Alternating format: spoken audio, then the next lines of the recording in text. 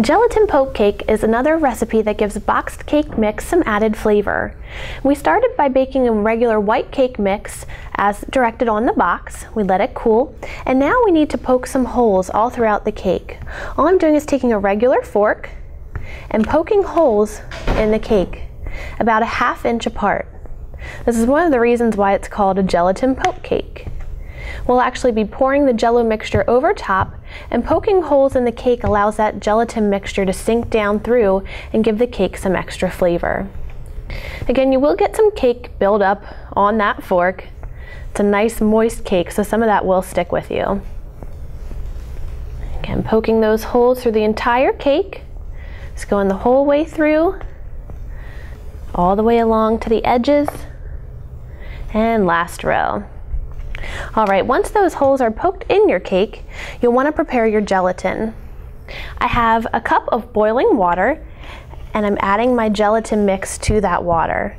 I need to stir it to dissolve all the granules. Let's just give it a good stir, usually about 2 minutes, or a little bit quicker, just until you see all of that gelatin is dissolved. We're using strawberry gelatin today, but you can use any flavor gelatin you'd like. All this is going to do is add some flavor to our vanilla cake, so it'll turn into a vanilla strawberry cake instead of just plain vanilla. You can use cherry, you can use lime, you can use lemon, orange, any type of gelatin would do.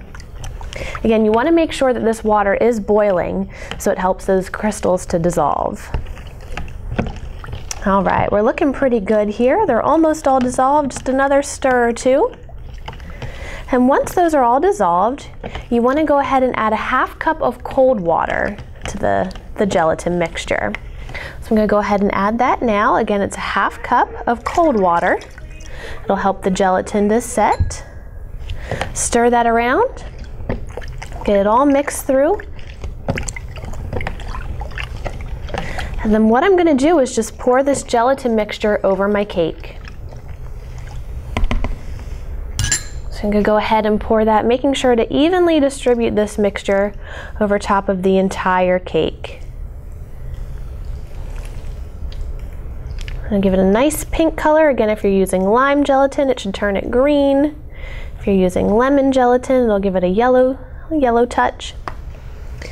And now what we need to do is put this in the refrigerator for about 3 hours to allow that gelatin to set up. We don't want our cake to stay mushy. We want it to set up and get firm and have a normal cake texture. After the 3 hours, you'll pull that out of the refrigerator, frost it with whatever you desire. We actually have some finished pieces frosted with our Dutch whip topping. And as you can see from these pieces here, the gelatin did work its way down through the cake to give it a nice marbling effect. So ours is marbled again with strawberry and regular vanilla cake. For more easy make and bake recipes like this one, visit us online at discoverbulk.com.